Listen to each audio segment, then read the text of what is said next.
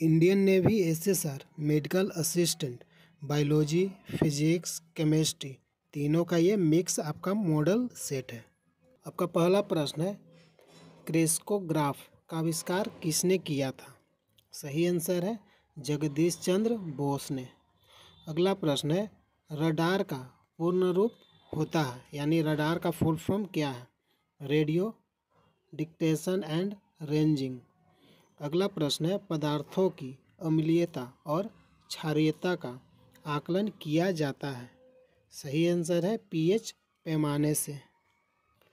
अगला प्रश्न है, समुद्र में समान लवणता की रेखा को प्रदर्शित करता है? सही आंसर है आइसोहेलाइन। अगला प्रश्न है, वाटर जेट तकनीक का प्रयोग किया जाता है? सही आंसर है अग्निशमन में। अगला प्रश्न है, होरोलॉजी के अंतर्गत अध्ययन किया जाता है समय मापन का? अगला प्रश्न है, घर्षण और स्नेहक का अध्ययन है? सही आंसर है ट्राइबोलॉजी। अगला प्रश्न है, गति के नियमों का प्रतिपादन किसने किया था? सही आंसर है न्यूटन ने। अगला प्रश्न है, पारसेक इकाई है दूरी का? अगला प्रश्न है, 1 जूल बराबर होता है 10⁻7 अर्ग का? अगला प्रश्न है, एक बैरल कितना डेसिबल के बराबर होता है? सही आंसर है 10 डेसिबल। अगला प्रश्न है, सापेक्षिक आर्द्रता मापी जाती है हाइग्रोमीटर से? अगला प्रश्न है, न्यूटन के प्रथम गति नियम को कहा जाता है जड़त्व का नियम? अगला प्रश्न है, पृथ्वी के केंद्र पर जी का मान होता है 0। अगला प्रश्न है, जब कोई वस्तु ऊपर से गिराई जाती है तो उसका भार होता है परिवर्तनशील। अगला प्रश्न है, हवा में लोहे और लकड़ी की समान भार की गेंद को समान ऊंचाई से गिराने पर क्या होता है? लकड़ी की गेंद बाद में गिरेगी। अगला प्रश्न है, निर्वात में लोहे और लकड़ी की समान भार की गेंद को समान ऊंचाई से गिराने पर क्या होगा? सही आंसर है दोनों एक साथ पृथ्वी पर पहुंचेगा। अगला प्रश्न है, भारहीनता होती है गुरुत्वाकर्षण की शून्य स्थिति में? अगला प्रश्न है, वर्षा की बूंद की गोलाकार आकृति का कारण क्या है? सही आंसर है पृष्ठ तनाव। अगला प्रश्न है, द्रव बूंद की संकुचित होकर निम्नतम क्षेत्र घेरने की प्रवृत्ति का कारण क्या होता है? सही आंसर है पृष्ठ तनाव। अगला प्रश्न है, साबुन के बुलबुले के अंदर का दाब वायुमंडलीय दाब से अधिक होता है? अगला प्रश्न है, जब किसी झील की तली से उठकर वायु बुलबुला ऊपरी सतह तक आएगा तो उसका आकार बढ़ेगा। अगला प्रश्न है, बादलों के वायुमंडल में तैरने का कारण है उनका कम घनत्व? अगला प्रश्न है, समुद्र में प्लवन करते हुए आइसबर्ग का कितना भाग समुद्र की सतह से ऊपर होता है? सही आंसर है 1/10। अगला प्रश्न है, समुद्र में नदी की अपेक्षा तैरना आसान है क्योंकि समुद्री जल का घनत्व अधिक होता है? अगला प्रश्न है, जब कोई जहाज नदी से सागर में घुसता है तब क्या होता है? सही आंसर है तब जहाज कुछ ऊपर उठ जाता है। अगला प्रश्न है, कांच में प्रकाश का वेग होता है 2.0 × 10⁸ मीटर प्रति सेकंड। अगला प्रश्न है, त्रिआयाम में लेज़र किरण बीम की सहायता से चित्र बनाने की विधि का नाम क्या है? सही आंसर है होलोग्राफी। अगला प्रश्न है, किसी तारे का रंग सूचक होता है उसके ताप का? अगला प्रश्न है, किस बिंदु पर फ़ारेनहाइट तापक्रम सेंटीग्रेड तापक्रम का दुगना होता है? सही आंसर है 160 डिग्री फ़ारेनहाइट। अगला प्रश्न है, अस्त होते समय सूर्य लाल दिखाई देता है? सही आंसर है प्रकीर्णन के कारण। अगला प्रश्न है, आकाश नीला दिखाई देता है? सही आंसर है प्रकाश के प्रकीर्णन के कारण। अगला प्रश्न है, कार में साइड मिरर के रूप में किस दर्पण का प्रयोग होता है? सही आंसर है उत्तल दर्पण। अगला प्रश्न है, मृग तृष्णा उदाहरण है पूर्ण आंतरिक परिवर्तन का?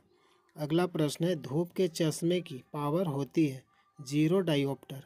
अगला प्रश्न है थर्मोस्टेट का प्रयोजन क्या है? सही आंसर है तापमान को स्थिर रखना। अगला प्रश्न है रेफ्रिजरेटर में खाद्य पदार्थ ताज़ा रखने हेतु सुरक्षित तापमान है 4 डिग्री सेल्सियस।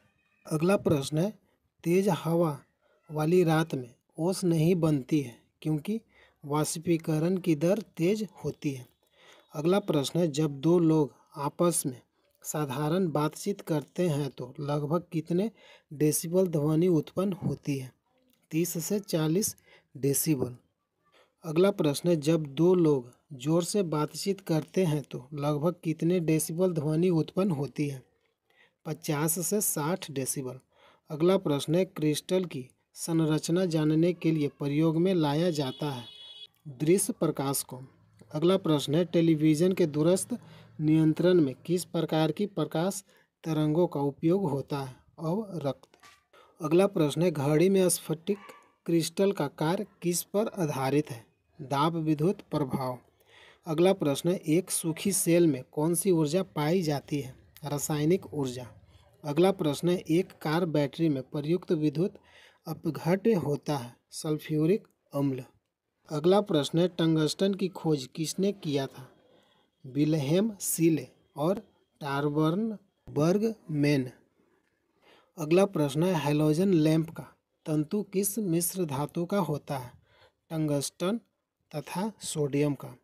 अगला प्रश्न है मानव शरीर के विद्युत प्रतिरोध के परिमाण की कोटि क्या है? 10⁻⁶ ओम। अगला प्रश्न है सामान्यतः ट्यूबलाइट में कौन सी गैस होती है?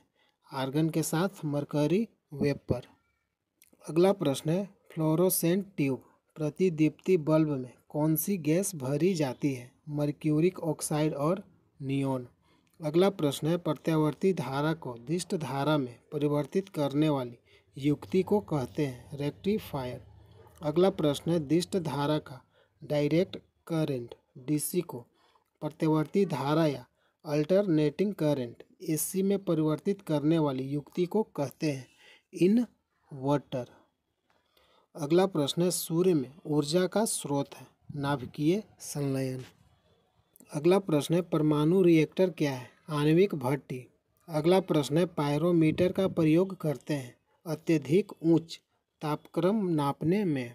अगला प्रश्न है आर्सेनिक 74 रेडियो एक्टिव का प्रयोग किया जाता है ट्यूमर के इलाज में। अगला प्रश्न है आंतों के रोगी के निदान में किन किरणों का उपयोग किया जाता है? एक्स किरण। अगला प्रश्न है भारत में प्रचुर मात्रा में उपलब्ध महत्वपूर्ण नाभिकीय ईंधन है थोरियम। अगला प्रश्न है थोरियम का मुख्य स्रोत है मोनाजाइट। अगला प्रश्न है पृथ्वी की आयु का मापन किस विधि द्वारा किया जाता है? Uranium dating.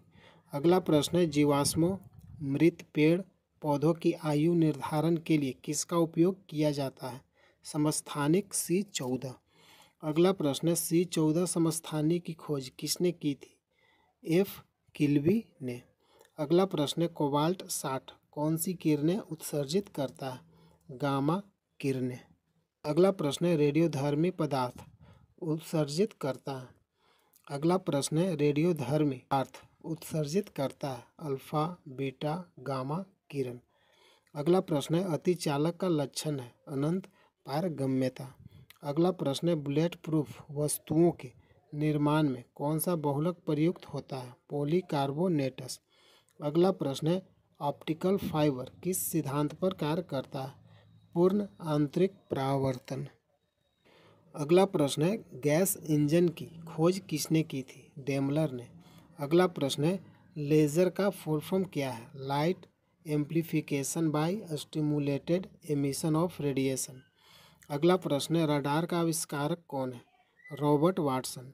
अगला प्रश्न है परमाणुीय नाभिक को किसने खोजा था? रदरफोर्ड। अगला प्रश्न है न्यूट्रॉनों की खोज किसने की थी? पाउली ने 1930 में। अगला प्रश्न है हीलियम के नाभिक में होते हैं 2 प्रोटॉन 2 न्यूट्रॉन। अगला प्रश्न है सबसे भारी प्राकृतिक तत्व है यूरेनियम। अगला प्रश्न है स्टील की कठोरता प्रदान करने के लिए बढ़ाई जाती है क्रोमियम की मात्रा। अगला प्रश्न है, भारी मशीनों में स्नेहक के रूप में प्रयुक्त होता है ग्रेफाइट। अगला प्रश्न है, हैलोजनों में सर्वाधिक अभिक्रियाशील होता है फ्लोरीन। अगला प्रश्न है, पृथ्वी के चारों ओर गैसों का समूह कहलाता है वायुमंडल। अगला प्रश्न है, अम्ल वर्षा का मुख्य घटक है SO2। अगला प्रश्न है, शक्कर का किण्वन से क्या बनता है? सही आंसर है इथाइल एल्कोहल। अगला प्रश्न है, जीव विकास को सबसे पहले किसने समझाया? लेमार्क ने। अगला प्रश्न है, रेडियोधर्मी तत्व से किरणें निकलती है। 3 प्रकार का किरण निकलता है, अल्फा, बीटा, गामा। अगला प्रश्न है, हल्दी के पौधे का खाने लायक हिस्सा होता है प्रकंद।